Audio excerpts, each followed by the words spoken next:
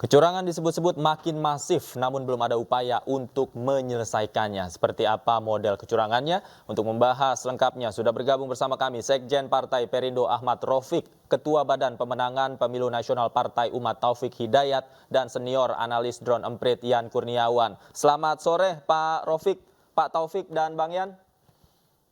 Sore, Assalamualaikum. Halo, selamat sore. Waalaikumsalam. Sore, Pertama saya ke Mas Yan terlebih dahulu. Mas Yan, drone Emprit mengumpulkan data ini seperti apa sebenarnya pelanggaran atau kecurangan yang menjadi perbincangan warganet? Apakah sudah terjadi saat sebelum pencoblosan, apa hanya pencoblosan saja? Jadi gini, memang kita sengaja narik data itu dari tanggal 7 sampai tanggal 23 Februari ya. Karena memang isu kecurangan itu muncul sebelum tanggal 14, dalam artian sebelum ada pencoblosan begitu. Itu tinggi karena ada film yang fenomenal yaitu di TV itu. Gitu. Nah, di TV itu sudah tanda kutip kasih tahu bahwa nanti ada potensi kecurangan. Dan terbukti setelah pencoblosan itu isu kecurangan semakin besar. Gitu, disertai dengan baik itu bukti, klaim, dan sebagainya. Terus kami mencatat memang gitu ada percakapan setelah tanggal 14 itu tinggi terkait dengan isu kecurangan. Ya, tercatat di kami itu dari tanggal dari tanggal 7 sampai 23 itu di online itu jumlah mentionnya aja itu 18.556. Begitu juga di Twitter hampir 100.000 ya, tepatnya 946.089 mention begitu. Nah, kalau kita bandingkan dengan isu-isu lain, isu ini memang cukup besar. Cuma memang ada yang menarik ya kalau kita bandingkan dengan hasil survei LSI. Ya, kami kan memotret udara, LSI memotret darat. LSI mengatakan bahwa 60% masyarakat beranggapan tidak ada kecurangan, 30% lebih lah yang menganggap ada kecurangan. Sedangkan data kami itu sentimen negatifnya itu sangat tinggi. Gitu. Ini bisa ditafsirkan pertama memang isu yang muncul di media sosial itu memang isu yang tanda kutip kami melihatnya masih elitis. Kenapa masih elitis? Karena masih disuarakan oleh para influencer, ya, oleh para tokoh-tokoh yang selama ini lekat betul dengan baik itu 01 maupun 03. Belum menjadi isu yang tanda kutip isu publik keseharian gitu. Harapannya kalau ini akan terus bergulir gitu, diharapkan engagement publik keseharian itu muncul juga. Gitu. Contoh yang paling gampang begini, ya, yang paling gampang kita lihat sentra-sentra protes itu masih di sekitaran KPU, Bawaslu, dan sebagainya. Yeah. Belum masuk ke wilayah kampus. Ya. Adapun kampus itu kalau teman-teman ikuti, itu malah sebelum pencoblosan, yaitu terkait dengan kritisnya para guru besar. Baik. Setelah itu relatif sebetulnya tidak. Makanya kami bisa berani menyimpulkan bahwa ini besar memang, tapi memang masih sifatnya elitis. Kurang lebih seperti itu. Baik. Saya ke Pak Raufik. Pak Raufik, Perindo ini kan menjadi salah satu partai yang katakanlah suaranya ini juga berkurang begitu akibat tabulasi suara yang direkap oleh Sirekap. Nah, hingga saat ini apakah menurut Anda sudah ada langkah signifikan untuk memperbaiki dugaan manipulasi suara itu? Ya, pertama saya ngecek tadi melalui Sirekap, tidak ada perubahan yang signifikan. Malam saya sendiri suara saya ada 10.000. Tetapi sore ini saya lihat ada 5.000, turun. Nah, memang ini ketika kita melihat secara keseluruhan, sistemnya ini memang error, dan ketika sistem error ini kan akhirnya menimbulkan ketidakpercayaan terhadap publik. Kalau lembaga penyelenggaranya saja tidak bisa menyajikan data yang terbaik, yang benar, yang terakui sebagaimana hasil yang ada, lalu kepada siapa lagi kita akan mencari? Memang C hasil yang ditampilkan di Sirekap ini kan memang bukan menjadi perhitungan yang sah dari KPU, karena itu ada perhitungan berjenjang. Tetapi kan ketika C-hasil ini Sirekap ini sumbernya juga dari C-hasil, dan ketika kita melakukan rekap manual itu tidak sesuai dengan apa yang disajikan, tentu ini mengundang pertanyaan yang sangat besar sekali. Ada apa? Apakah ini terkait dengan ketidakprofesionalan? Apakah ini ada kesengajaan? Apakah memang ini human error? Kalau human error kan sesungguhnya bisa diperbaiki dalam waktu 1-2 hari.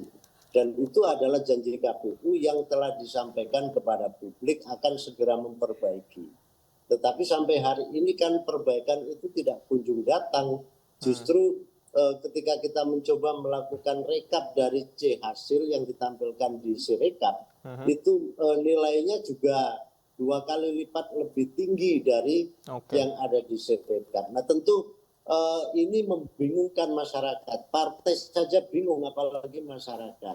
Yang kedua, saya melihat bahwa perhitungan yang ada, yang ditampilkan ini ketika nanti akan disinkronisasi dengan perhitungan secara berjenjang, ini akan menimbulkan masalah baru. Karena kita lihat saat ini masih terjadi perhitungan di PPK, dan di PPK itu bukan rahasia umum lagi, masih banyak suara-suara yang bisa dialih-alihkan dalam konteks kepentingan-kepentingan tertentu. Nah, jaminan suara ini yang otentik dari masyarakat itu kita pakai yang mana? Nah, tentu ini yang menurut saya perlu ada transparansi dari KPU, dan menurut saya ketegasan dari Bawaslu menjadi sangat penting dalam konteks ini agar perjalanan rekap ini bisa memenuhi harapan kita semua. Baik, saya ke Pak Taufik. Pak Taufik, apakah Partai Umat juga menemukan tadi dugaan pengalihan suara dari dari partai Anda ke parpol tertentu, bahkan calegnya juga ada pengalihan suara? Seperti apa temuan Anda, Pak Taufik? Oh ya, terima kasih Mas. Ya, jelas sekali ya, seperti yang dikatakan tadi Mas Rofik dari Perindo, kami mengalami hal yang sama ya. Jadi kami itu seringkali dikaget-kagetkan gitu ya, Sirekap ini kayak semacam jadi alat yang tadinya kita pikir demokrasi di Indonesia itu semakin tahun semakin maju, ternyata tidak ada bedanya, malah lebih buruk ya dari pemilu sebelumnya. Karena apa? Alat-alat bantu yang anggarannya KPU itu triliunan justru bukan makin berkualitas, justru kami temukan makin tidak berkualitas. Terutama Sirekap ini, kami melihat sendiri dan seluruh partai pasti juga melihat bagaimana hasil suara itu akrobatik gitu ya, istilahnya akrobatik, bisa yang sifatnya itu dari puluhan ribu tiba-tiba bisa cuma ratusan, tiba-tiba nanti bisa berubah lagi. Jadi bagi kami yang partai baru ya, baru merintis ya, tentu kami sangat mengandalkan alat-alat bantu yang disediakan oleh penyelenggara pemilu. Terus terang kami masih sangat terbatas untuk saksi yang bisa kami hadirkan, karena memang partai baru kan, logistik terbatas, SDM juga masih terbatas. Tetapi seharusnya kan negara ataupun penyelenggara pemilu seharusnya menyediakan keadilan bagi seluruh peserta pemilu, termasuk partai-partai baru. Kalau umpamanya alat bantu untuk transparansi suara saja kami bingung mau merujuk kemana, nah apalagi yang bisa kami lakukan sebagai partai yang masih terbatas seperti ini, sehingga seolah-olah pemilu ini disediakan hanya untuk partai-partai yang sudah established, partai-partai yang memang sudah punya suara yang istilahnya sudah stabil. Sedangkan kami yang baru memulai seperti memang tidak dianaktirikan. Terus terang, jadi dengan adanya alat bantu ataupun transparansi data pemilu yang acak adul atau tidak karu-karuan seperti ini sama saja menganaktirikan partai-partai baru seperti kami ini, sehingga kami tidak punya landasan yang kuat dalam melihat merujuk hasil suara kami. Ya, kami punya beberapa hasil di TPS-TPS maupun di seluruh Indonesia di kecamatan gitu ya. Tapi kan itu terbatas sekali ya, karena memang kami Baik. masih baru tadi. Itu yang kami Baik. kesalkan, seolah-olah penyelenggara pemilu ini menganaktirikan partai-partai baru. Begitu. Oke, baik. Saya ke Mas Yan. Mas Yan, apakah sentimen negatif ini datang dari platform satu media sosial saja ataukah merata di seluruh platform media sosial? Mas Yan dijawab usai jeda. Pemirsa, kita akan lanjutkan diskusi kita bersama sejumlah narasumber usai jeda berikut. Tetaplah di iNews Sore. Kembali di iNews Sore, pemirsa, kita lanjutkan diskusi kita. Tadi saya ke Mas Yan. Mas Yan, sebenarnya sentimen negatif yang dipotret oleh drone emprit ini berasal hanya dari satu platform saja atau rata di semua platform media sosial, Mas Yan? Iya, jadi yang kami kirimkan itu datanya ya ke iNews itu data dari Twitter ya, dengan sentimen negatif itu 75%. Gitu. Dan kita paham gitu bahwa Twitter adalah salah satu kanal favorit yang digunakan oleh teman-teman yang salah satu sukanya adalah terkait dengan isu-isu politik. Begitu. Apakah di kanal lain ada pembicaraan terkait dengan kecurangan? Ada dan banyak gitu. Problemnya adalah banyak isu-isu juga yang menarik di kanal-kanal yang lain. Begitu. Dan kita bisa lihat ya bahwa sebetulnya yang membedakan antara isu curang sebelum dan sesudah pencoblosan adalah apakah ini menjadi agenda bersama atau tidak. Dan ternyata di pasca pencoblosan isu kecurangan ini tambah lama tambah menyempit dia, tidak lagi menjadi isu bersama. Gitu.